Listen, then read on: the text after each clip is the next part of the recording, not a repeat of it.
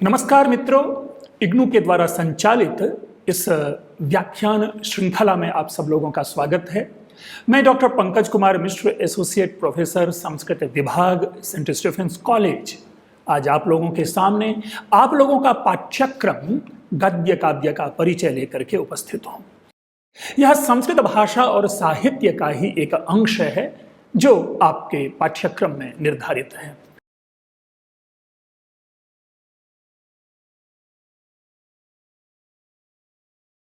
मित्रों, गद्य काव्य की चर्चा करने से पूर्व हमारे लिए यह आवश्यक है कि यह जान लें कि गद्य है क्या, गद्य कहते किसे हैं, या गद्य का प्रारंभिक रूप स्वरूप क्या है। अगर सामान्य भाषा में आप समझना चाहें तो आप जो बोलते हैं या बचपन से जो बोलना प्रारंभ करते हैं वह विधा ही गद्य की है, क्योंकि इसमें किसी भी प्रकार का छंद, किसी भी प्रकार की तुकबंदी, किसी भी प्रकार का लय आदि नहीं होता। अगर गद्य के शास्त्रीय लक्षण को देखें तो हम काव्यादर्श, जो कि महाकवि दंडी की रचना है, उसमें संस्कृत में लक्षण आप पाएंगे कि अपादः पद संतानो गद्यमाख्यायिका कथा। अपादः अर्थात जिसमें कोई चरण नहीं होता, पद संतान अर्थात जिसमें किसी भी प्रकार की जो पद संख्या आदि जो है उनकी परंपरा नहीं होती, संख्या निर्धारित नहीं होती, हम उसे गद्य कहते हैं। और ये गद्य के दो रूप का भी संकेत दंडी ने यहाँ पर किया है, आख्यायिका और कथा, जिसकी चर्चा इसी में हम आगे चलेंगे। गद्य का प्राथमिक रूप यजुर्वेद में प्राप्त होता है। इनफैक्ट यजुर्वेद के भी कई ऐसे मंत्र हैं जो कि गद्य में पाए जाते हैं, तो इसलिए यजुर्वेद का लक्षण भी बनाया गया गद्यात्मको यजुः, अर्थात जो यजुर्वेद हैं, यजुर्वेद जो है वह गद्यात्मक है, अर्थात गद्य शैली में लिखा गया है। इसी को दूसरे ढंग से भी हम लक्षण में लेते हैं अनियताक्षरावसानो यजुः, अर्थात जिसमें अक्षरों का अवसान नियत नहीं है, अर्थात किस वर्ण के बाद, किस शब्द के बाद, किस पद के बाद हम अपने वाक्य का अवसान करेंगे, यह जहां निर्धारित नहीं होता वह यजु है, और यजु ही जो है वह गद्य का प्रारंभिक रूप है, यजुर्वेद गद्य का प्रारंभिक रूप है। अब अगर इसके विकास परंपरा को हम देखें तो मित्रों, ब्राह्मण ग्रंथ हैं जो आपको गद्यात्मक शैली में लिखा प्राप्त होता है। उपनिषद में कई सारे ऐसे उपनिषद हैं जिनमें कि गद्यात्मक शैली में हमें मंत्र उपलब्ध हैं। वेदांग में कतिपय वेदांग हैं जिसमें हम प्राप्त करते हैं कि गद्यात्मक शैली में लिखे गए हैं। महाभारत में भी, जो कि एक अगर स्वरूप की दृष्टि से देखें तो महाभारत हमें लगता है कि पद्यात्मक है, लेकिन हाँ पद्यात्मक है, कहीं कहीं इनमें भी गद्य के माध्यम से हमारे सामने सूचना और संवाद प्राप्त होते हैं। कालांतर में विविध शास्त्रों के ऊपर जो लिखे जाने वाले भाष्य हैं, वे भाष्य भी हमारे सामने गद्य के रूप में प्रस्तुत होकर आए। तो इस तरह से अगर आप प्राचीन पद्धति में गद्य के रूप स्वरूप को जानना चाहें तो वह आपके सामने स्पष्ट है। इसके साथ ही आप जो अगर हम महाभारत आदि के बाद, जिसका कि डायरेक्ट लोक परंपरा से संबंध होता है, अगर उस दृष्टि से देखें तो मित्रों, जूनागढ़ में रुद्रदामन का एक अभिलेख है, रुद्रदामन का गिरनार अभिलेख, वो विशुद्ध आपको गद्यात्मक शैली में है, गद्य में ही लिखा गया यह अभिलेख है। समुद्रगुप्त का नाम सुना होगा, समुद्रगुप्त का एक अभिलेख प्राप्त होता है, प्रयाग प्रशस्ति नाम से यह अभिलेख प्रसिद्ध है, जिसके लेखक हरिशेन हैं। उनका भी यह अभिलेख जो है आपको गद्य रूप में प्राप्त होता है। और बाद में गुप्त काल के कई ऐसे अभिलेख हैं जो गद्य के फॉर्म में पाए जाते हैं और अलंकारिक गद्य के रूप में हम उसे प्राप्त करते हैं। तो इस दृष्टि से अगर आप गद्य के उद्भव की चर्चा करें तो हम इसे वैदिक काल से लेंगे, क्योंकि हम जिस गद्य काव्य के उद्भव की चर्चा करते हैं वह बोलचाल की भाषा नहीं, बल्कि विविध विद्वानों के द्वारा गद्य शैली में लिखे गए काव्य की चर्चा कर रहे हैं। और इसी परंपरा में जब हम विशुद्ध लौकिक काल के काव्य, क्लासिकल एरा के काव्य की चर्चा करते हैं, जिसे कि हम विकास की अवस्था कहें, तो आप लोगों ने नाम सुना होगा सुबंधु का, दंडी का और बाणभट्ट का। ये तीनों बड़े ही प्रसिद्ध गद्यकार हो चुके हैं। इनकी चर्चा आगे भी करेंगे। सुबंधु की रचना है जो कि वासवदत्ता है। यह एक प्रेम कथा है, विविध कह सकते हैं कि एक कठिन गद्य शैली में लिखा जाने वाला। दंडी का जो रचित ग्रंथ है दश कुमार चरितम, और उसी प्रकार बाणभट्ट की दो रचना प्राप्त होती है जो कि हर्ष चरितम और कादंबरी के नाम से विख्यात है। लेकिन इसके साथ ही एक सुदीर्घ परंपरा, एक लंबी परंपरा भी हमें प्राप्त होती है गद्य काव्यों की। मित्रों, ये गद्य काव्य की परंपरा को वैसी प्रसिद्धि नहीं मिल पाई जो प्रसिद्धि नाटक को है या जो प्रसिद्धि महाकाव्य को है। कारण कि इसमें अगर आप देखें तो एक बंध बना करके, पाठकों के आकर्षण का केंद्र बना करके गद्य को प्रस्तुत करना बहुत ही कठिन कार्य माना जाता है। इसीलिए लोक परंपरा में एक कहावत सी चल पड़ी जो आपके सामने आप देखेंगे, स्लाइड्स में अवेलेबल है, गद्यम कवीनाम निकषम वदंती। यानी गद्य की जो रचना है वो कवियों के लिए कसौटी है। निकष, कसौटी। कसौटी किसे कहा जाता है? कसौटी वो होता है जिसपे कि सुवर्णकार अर्थात जो ज्वेलर्स होते हैं, जो सोने की परख करने वाले होते हैं, उनके पास एक पत्थर होता है जिस पर कि वो सोना को घिस घिस करके पहचान करता है कि सोना खरा है या खोटा है। तो इसीलिए यदि किसी कवि की पहचान करनी हो कि वो कवि श्रेष्ठ है या वो कवि निकृष्ट है, तो उसकी पहचान गद्य लेखन में होती है। और यही कारण है जो मैंने शुरू में आपके सामने प्रस्तुत किया कि गद्य काव्य परंपरा में गद्य कारों की संख्या जो है वो नाटक की अपेक्षा या महाकाव्य की अपेक्षा कम है। और अगर आप दो चार नाम सुने तो मैं समझता हूं कि किसी भी आप अच्छे से अच्छे विद्वान के सामने भी अगर आप चर्चा करेंगे तो शायद 10 गद्यकारों के नाम उनके सामने प्रस्तुत कर पाना कठिन हो जाता है। अस्तु, तो ये एक विकास की परंपरा जो लौकिक एरा के जो कवि हैं, मैंने इनको आपके सामने रखा। अब अपना प्रश्न उत्पन्न होता है कि ये जो गद्य काव्य हैं इनके भेद कितने हैं।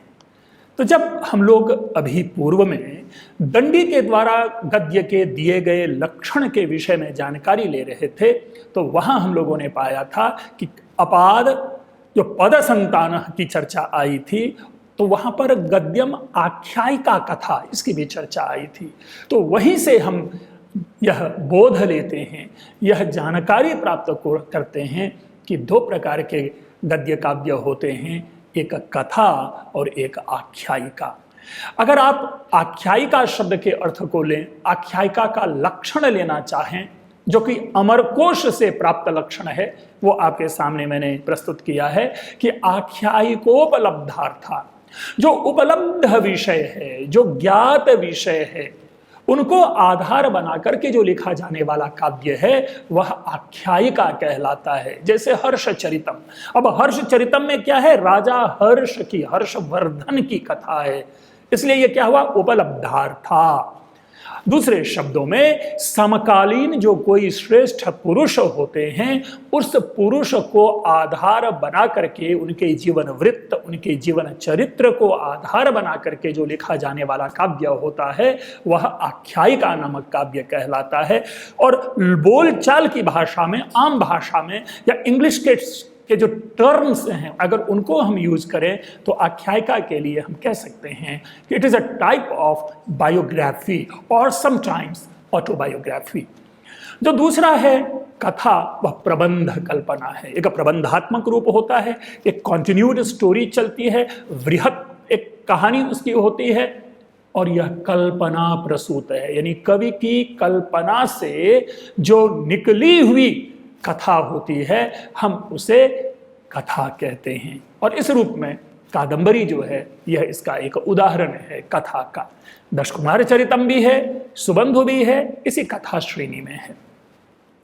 थोड़ा इसको और हम इस गद्य काव्य के भेद के विश्लेषण को जाने कि दंडी इस स्थल विशेष पर यद्यपि कथा आख्यायिका की चर्चा करते हैं लेकिन उन्होंने इन भेदों के प्रति अपनी अरुचि दिखाई है। चूंकि परंपरा से कथा आख्यायिका भेद प्राप्त हो रहा है, उन्होंने लक्षण दिया, उन्होंने भेदों का विश्लेषण किया, but is not the follower of this type of जो कह सकते हैं भेद, जो काइंड्स हैं, उनको वो ऑथेंटिकेट नहीं करना चाहते हैं। और वे कहते हैं कि वस्तुतः जो कथा और आख्यायिका है, ये एक ही जाति को दो नाम दे दिए गए हैं, यानी एक ही विषय को, एक ही कथ्य को दो नाम दे दिए गए हैं। तो तदनुसार वो उस पर अपनी चर्चा करते हुए कहते भी हैं, अगर आप स्लाइड्स में जो पद्य है उनकी अगर आखिरी पंक्ति देखें कि तत्कथाख्यायिकेत्ये का जाति संज्ञा द्वयांकिता, यानी दो संज्ञाओं से इन दोनों विषय का यहाँ पर भेद विश्लेषण किया गया है।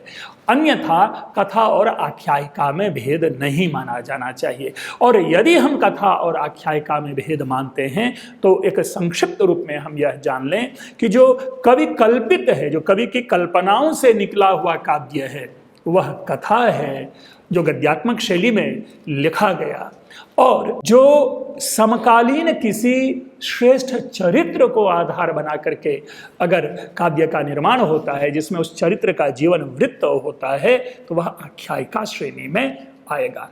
जैसे उदाहरण के लिए हम शिवाजी को आधार बना करके, महात्मा गांधी को आधार बना करके यदि कोई गद्य काव्य लिखें तो वह आख्यायिका की श्रेणी में गिना जाएगा। मित्रों, अब ये जो दोनों भेद हैं, हमने तो सूत्रात्मक शैली में कथा और आख्यायिका का भेद आपके सामने, लक्षण आपके सामने प्रस्तुत किया, लेकिन दोनों में भेद किस प्रकार से दर्शाएं, इसके ऊपर भी शास्त्रकारों ने, साहित्यकारों ने विमर्श किया। और तदनंतर उसके बाद वे कथा और आख्यायिका का लक्षण इस रूप में प्रस्तुत करते हैं कि कथा में गद्य के द्वारा सरस कथानक का निर्माण, कहीं आर्या, कहीं वक्त्र या कहीं अपर वक्त्र छंद का प्रयोग किया जाता है। और आरंभ में पद्यों में नमस्कारात्मक पद्य होता है और खल आदि का चित्रण होता है, यानी दुष्ट पुरुष जिसको हम खलनायक कहते हैं या जिसे हम प्रतिनायक कहते हैं, ऐसे लोगों का भी वर्णन प्रारंभ में कर दिया जाता है। तो इस रूप में यहाँ पर ये कथा है। लेकिन आख्यायिका भी क्या है? यह कथा के ही समान है। इसमें प्रारंभ में कवि के वंश का भी वर्णन किया जाता है और अन्य कवियों का भी कहीं कहीं पद्यात्मक वर्णन होता है। जैसे उदाहरण के लिए महाकवि कालिदास के विषय में चित्रण करते हुए, महाकवि कालिदास की विशेषता को काव्य में प्रस्तुत करते हुए बाणभट्ट ने हर्षचरितम के प्रारंभ में पद्य निर्माण किया है। निर्गतासु नवाकस्य कालिदासस्य सूक्तिषु प्रीतिर मधुर सांद्राशु आदि करके ये जो है श्लोक निर्माण हुआ है। मित्रों, अगर कथा भाग के खंडों की चर्चा करें तो कथा जो है उनका जो आश्वास यानी उच्छ्वास में करते हैं और प्रत्येक के आरंभ में आर्या आदि छंदों का प्रयोग करके भावी घटनाओं की सूचना दी जाती है। नाटक के संदर्भ में इस विषय को आप जानते होंगे कि नाटक की प्रस्तावना में नाटक की भावी घटनाओं की ओर इशारा संकेत किया जाता है। तो उसी प्रकार से यहाँ हम कथा आदि के विषय में जानते हैं, जिसमें कि किसी ब्याज से आर्या आदि छंदों का प्रयोग करते हुए भावी घटनाओं की सूचना दी जाती है। ऐसा साहित्य दर्पण के कर्ता आचार्य विश्वनाथ का कथन है, जो आपके सामने देखेंगे। उद्धरण स्वरूप यहाँ हमने उद्धृत किया है।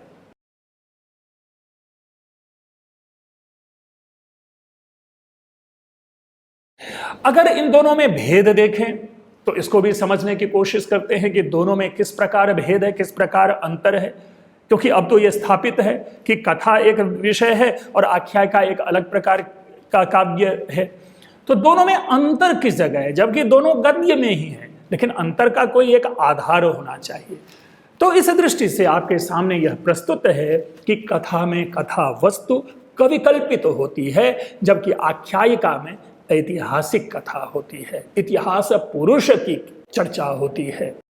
दूसरा भेद अगर आप देखना चाहें तो कथा के आरंभ में पद्यों के द्वारा सज्जनों की प्रशंसा, दुष्टों की निंदा तथा कवि के वंश का वर्णन होता है, स्पष्ट है। जबकि आख्यायिका में प्राचीन कवियों की प्रशंसा पद्य में और कवि का वंश वर्णन जो है वह गद्य में किया जाता है।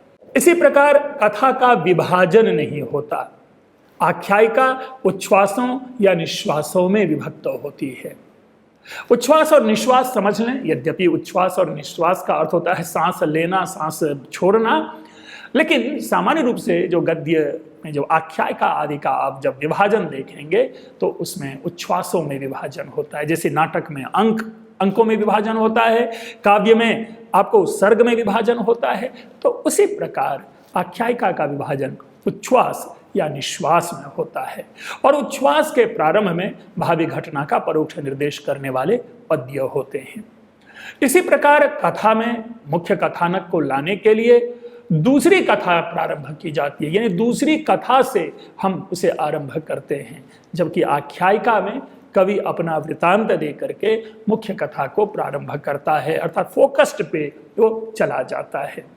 इसके बाद अगर इन दोनों में समानता की चर्चा करें तो समानता के भी कई सारे भिन्न भिन्न हमारे पास विषय होते हैं।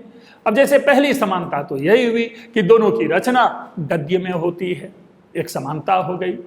दोनों की शैली भी समान होगी। शैली से तात्पर्य उसकी जो भाषा है, उसमें प्रकृति या उसमें चरित्र घटना आदि का जो विश्लेषण या वर्णन है वो दोनों में समान होती है। उसमें किसी भी प्रकार का भेद या विभेद नहीं होता।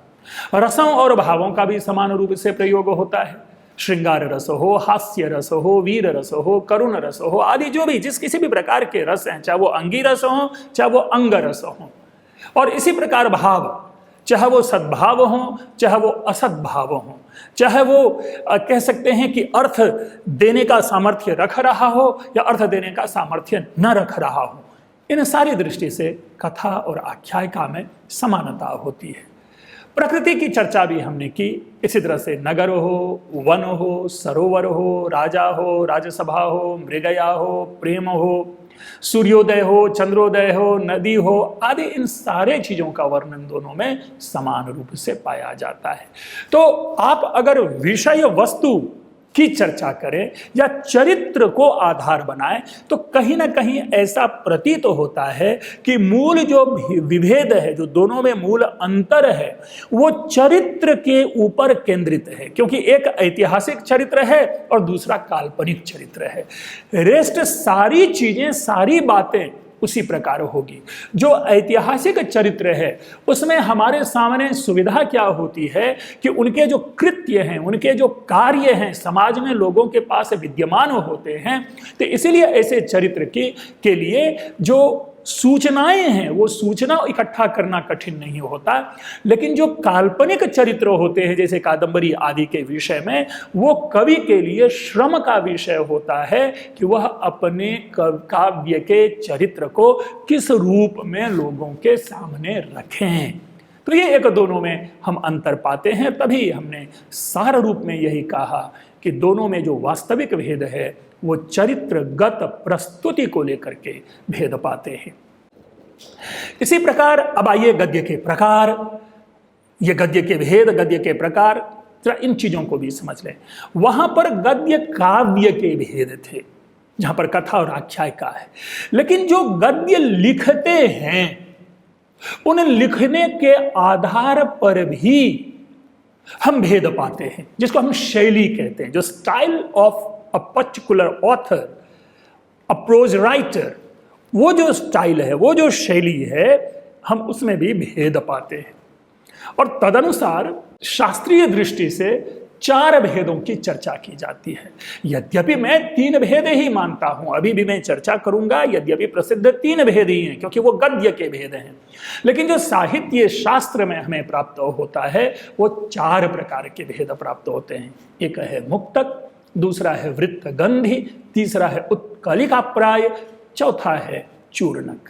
अब जो इसमें वृत्तगंधी है वस्तुतः यह गद्य का हिस्सा नहीं है, बल्कि गद्य में प्रयोग में लाए जाने वाले जो पद्य है उन पद्य के छंद की ओर इसमें इशारा है। तो इसीलिए डायरेक्टली यह जो है गद्य का प्रकार नहीं माना जाना चाहिए वृत्तगंधी को। और तब जो बनता है उसको मैं दूसरे शब्द से आपके सामने प्रस्तुत करता हूं, उत्कलिका, आविद्ध और चूर्णक। जो समास से रहित गद्य रचना है अब आप यहां देख लीजिए, उनको कहते हैं मुक्तक, या हम उसे आविद्ध कह लें, अर्थात इसमें किसी भी प्रकार का समास नहीं होता। जैसे उदाहरण के लिए शुकनासोपदेश जो कि आपके पाठ्यक्रम का हिस्सा है, उसमें जब आप लक्ष्मी वर्णन पढ़ते हैं, लक्ष्मी का प्रसंग पढ़ेंगे, तो उसमें छोटे छोटे वाक्य मिलेंगे। न परिचयम रक्षति, न शीलम पश्यति, न वैदग्ध्यम गणयति, न कुल क्रमम अनुवर्तते। तो ऐसे जो छोटे छोटे वाक्य हैं, उनमें किसी भी प्रकार का समास नहीं है। और सरल शब्दों में समझाऊं तो अहम पुस्तकम पठामि, अहम गृहम गच्छामि, सह पुस्तकम पठति, जो ऐसे वाक्य हैं जिसमें किसी भी प्रकार का समास प्रयोग नहीं हो रहा है, ऐसे गद्य को मुक्तक कहते हैं। वृत्तगंधी की चर्चा हमने की आपके सामने। जो उत्कलिका है वो बड़ा कठिन कार्य है, वो बड़े लंबे लंबे समास इसमें प्रयोग में लाए जाते हैं। और ऐसे समासों का मैं एक छोटा सा उदाहरण दे दूं उत्कलिका का, कि उद्दाम दर्प भट सहस्रोल्लसिता शिलता पंजर विधृताप्यपक्रामति मद जल दुर्दिनांधकार गज घटित घन घटा परिपालिता पिप्रपलायते। आपके यहां मैंने लिख करके नहीं दिया, प्रयोग किया है, मैंने केवल बोल करके सुनाया आपको, लेकिन यह आपके शुकनासोपदेश प्रसंग में है। जब एक बार फिर से जब आप लोग लक्ष्मी का वर्णन पढ़ेंगे तो उसमें यह वाक्य आपको मिलेगा।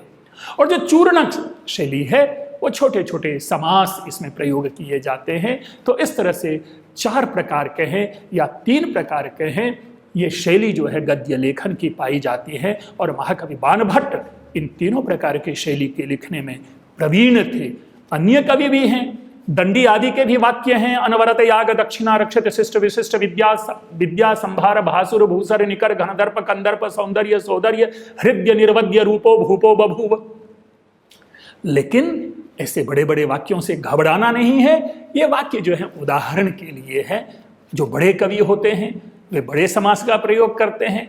जो अच्छे कवि हैं, जिनको भाषा पर पूर्ण अधिकार हैं, वे 4 प्रकार की शैली का प्रयोग अपने काव्य में लाते हैं। मित्रों, इसके बाद जो चर्चा वृत्तगंधी की थी वो आपके सामने स्पष्ट है कि वृत्तगंधी गद्य वस्तुतः गद्य में पद्य प्रयोग का नामांतर है। इसीलिए कई समीक्षकों ने वृत्तगंधी को गद्य शैली का भेद नहीं माना है। अब रही बात जो कुछ हमारे सामने उपलब्ध गद्य के जो साहित्यकार हैं, जो गद्यकार हैं, उनकी भी चर्चा हम लोग जरूर कर लें। मित्रों, शुरू में ही इंट्रोड्यूस किया था आपके सामने सुबंधु की रचना है वासवदत्ता। यह भी जैसा इसको मैंने कहा था कि यह प्रेम प्रधान नाटक है। एक राजकुमार स्वप्न में एक नायिका का दर्शन करता है और स्वप्न में देखी गई नायिका से ही उसे प्रणय हो जाता है और उसे ढूंढने निकल पड़ता है। इसकी सबसे प्रमुख विशेषता है इसकी भाषा, जिसके विषय में कहा जाता है कि प्रत्यक्षर श्लेषमय है, अर्थात एक एक अक्षर के एक से अधिक अर्थ प्राप्त होते हैं। दंडी दश कुमार चरितम की जो दश कुमार चरितम है, इनमें 10 कुमारों की कहानी है। अलग अलग दिशा में 10 कुमार जाते हैं और अपने एक्सपीरियंस को शेयर करते हैं। तो इस प्रकार से बड़े ही एक लोक परंपरा, लोक साहित्य की दृष्टि से अगर विश्लेषण करें तो कदाचित संस्कृत साहित्य का जो प्रथम लोक साहित्य है गद्य रूप में, वह दश कुमार चरितम है। बाणभट्ट का हर्षचरितम जो कि आख्यायिका है, और इसे महाकवि बाणभट्ट ने इसकी रचना की है। इसमें राजा हर्षवर्धन का जीवन वृत्त है। और दूसरी ओर एक काल्पनिक कथा है जो बहुत ही प्रसिद्ध है, कादंबरी, जिसके विषय में कहा जाता है कि कादंबरी रसज्ञानाम आहारोपी न रोचते, अर्थात जिसने एक बार कादंबरी के रस का पान कर लिया उसको भोजन भी अच्छा नहीं लगता। इतना सुंदर यह काव्य है। इसी प्रकार अंबिका दत्त व्यास की एक रचना है शिवराज विजयम।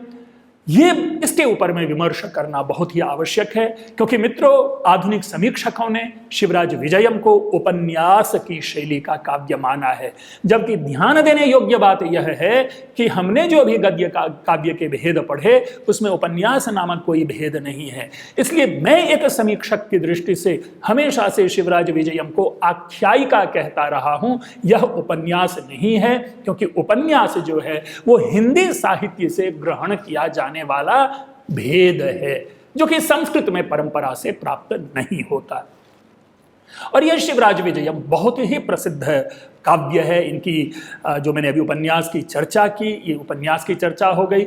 मैं इसकी इस पंक्ति को आपके सामने जरूर प्रस्तुत करना चाहूंगा, क्योंकि बड़ा ही सुंदर गेय यह गद्य है कि कदली दल कुंजायितस्यैतत् कुटीरस्य समन्तात पुष्पवाटिका पूर्वतः परम पवित्र पानीयम पर सहस्र पुंडरीक पटल परिलसितम पतत्रिकुल कूजित पूजितम पयः पूरितम सर आसीत। एक वाक्य अनुप्रास में है ये।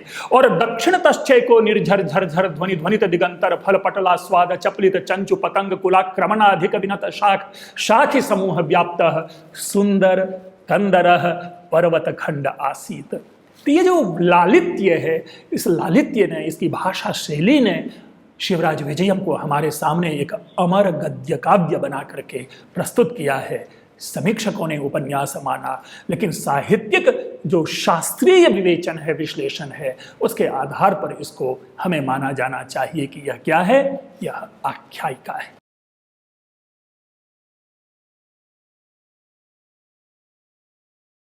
मित्रों, इसके बाद कतिपय अन्य भी बाण के बाद काव्य लिखे गए, जिन काव्यों ने, ये तो हम नहीं कहेंगे कि बहुत अधिक प्रसिद्धि प्राप्त की, लेकिन एक गणना की दृष्टि से, साहित्य समीक्षा की दृष्टि से, या गद्य काव्य के अगर आप सीक्वेंसिंग की दृष्टि से देखें तो ऐसे कई गद्य काव्य हैं जिनकी चर्चा मैं आपके सामने प्रस्तुत कर रहा हूं।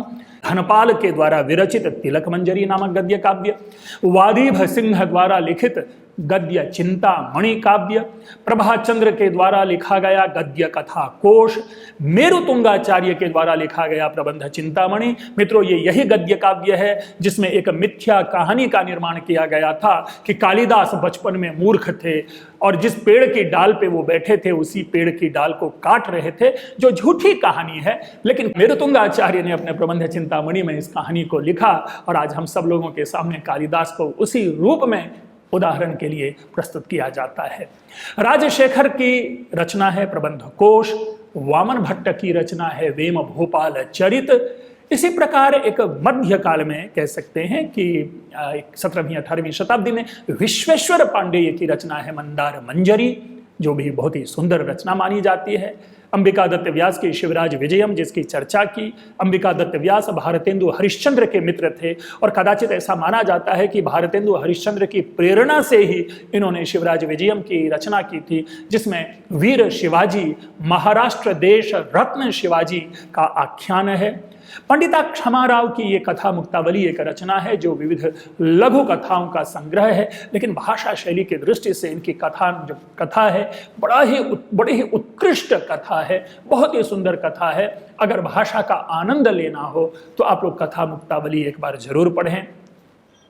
कुछ वर्तमान रचनाकार हुए, उनमें से रामजी उपाध्याय की रचना द्वास सुपर्णा, जो कि एक सहकारिता आंदोलन को आधार बना करके कृष्ण और सुदामा की दोस्ती के माध्यम से जो हमारी स्वतंत्रता प्राप्ति के बाद जो सहकारिता आंदोलन यानी मिलकर के कार्य को आगे करने की जो योजना चली थी, उसी के आधार पर ये द्वास सुपर्णा जो एक है ये गद्य काव्य है। द्वास सुपर्णा शब्द भी आप लोग जानते हैं कि यह आपको ऋग्वेद से लिया गया है, जहाँ पर कि मंत्र है द्वास सुपर्णा सयुजा सखाया आदि, तो वहीं से यह शब्द लेकर के रामजी उपाध्याय ने अपने काव्य का परिवर्धन किया, जो कि एक रूप में प्रतीकात्मक गद्य काव्य है। आधुनिक कवि में एक और श्रेष्ठ कवि हुए हैं डॉक्टर रामकरण शर्मा, जिनकी रचना है सीमा। साहित्य अकादमी इस ग्रंथ को प्राप्त है और बड़ी ही सुंदर रचना है। कई सारे विश्वविद्यालयों में सीमा जो है वो पाठ्यक्रम के अंतर्गत समाहित है।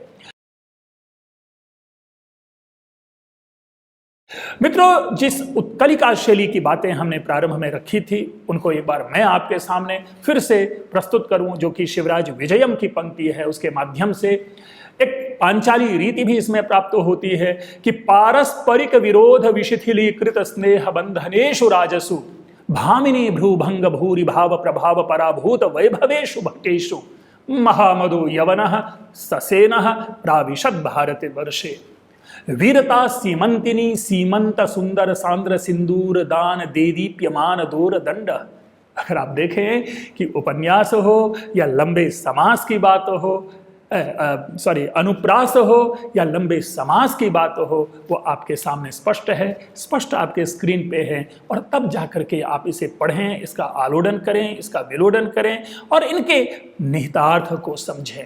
उत्कलिका शैली की भाषा के जो अर्थ हैं उसको निकालना थोड़ा कठिन होता है। अस्तु, इसके बाद जो अब एक बार हम लोग इसकी चर्चा कर लें कि हमने क्या क्या गद्य काव्य के परिचय के रूप में जाना। वैदिक काल से ही इसके अंश प्राप्त होने लगते हैं। यजुर्वेद से हम गद्य काव्य का उद्भव मानते हैं। उसके बाद एक विकास की सुदीर्घ परंपरा है जिसमें हम ब्राह्मण ग्रंथ की चर्चा कर गए, जिसमें हमने उपनिषद हो, महाभारत हो, भाष्य ग्रंथ हो, कुछ जो दर्शन के सूत्र शैली में लिखे गए ग्रंथ हैं उनको भी हम गद्य शैली के ही अंतर्गत रखते हैं। इसी प्रकार परिचयात्मक दृष्टि से हम लोगों ने जो कुछ अभिलेख हैं उस अभिलेख की चर्चा की। गद्य कहते किसे हैं इसको हमने जाना, अनियताक्षरावसानम यजो करके जाना। इसी प्रकार से हमने यह भी जाना कि गद्य काव्य के भेद कितने हैं। गद्य काव्य की जो शैली है उस शैलीगत भेदों को भी जानने का प्रयास किया, जहाँ पर उत्कलिका, मुक्तक और चूर्णक जैसे भेदों पर भेद को जाना। हमने उनके कुछ उदाहरण भी सुने, उदाहरण भी जाने। उनके बाद जो हमारे कुछ श्रेष्ठ कवि हैं उनकी रचनाओं को मैंने आपको इस सामने इंट्रोड्यूस किया। लेकिन इस क्रम में कुछ क्षण के लिए बाणभट्ट के विषय में बतला देना हम आवश्यक समझते हैं, क्योंकि बाणभट्ट आपके काव्य का विषय है। मित्रों, आज भी हमारे यहाँ लोक मुहावरा में प्रचलित है कि अपने को बहुत बड़ा बाणभट्ट समझता है। उद्भट विद्वान जो शब्द है इसी बाणभट्ट से आया है, क्योंकि बाणभट्ट के काव्य में जब हम विश्लेषण और विवेचन पाते हैं, जब उनकी भाषा, उनकी परिकल्पना पाते हैं, तो उनको देख करके ही समीक्षक कह बैठते हैं बाणोच्छिष्टम जगत सर्वम, अर्थात बाण के मार्ग के द्वारा जो सारी की सारी जो पृथ्वी है वो जूठी है। यानी बाण के काव्य में कोई भी ऐसा विषय नहीं है जिसका वर्णन न किया गया हो, और जिसका वर्णन नहीं किया गया है मानो वह उस काव्य में इस धारा पर कहीं उपलब्ध नहीं होता। तो मित्रों, ये अपना विषय था गद्य काव्य का परिचय। आप लोगों ने ध्यान से सुना। मैं ऐसी अपेक्षा करता हूं, मेरा ये आशा और विश्वास दोनों है कि आपके लिए आपके पाठ्यक्रम में जो सूचना प्राप्त दी गई है, सूचना उपलब्ध कराई गई है, उसके अनुकूल यह आपके लिए एक व्याख्यान बने। इसी उम्मीद के साथ, इसी विश्वास के साथ आप लोगों का बहुत बहुत धन्यवाद। अगर किसी भी प्रकार का इसमें आपका प्रश्न हो तो इसके ऊपर में आप टिप्पणी जरूर करें। एक बार फिर से आप लोगों का धन्यवाद।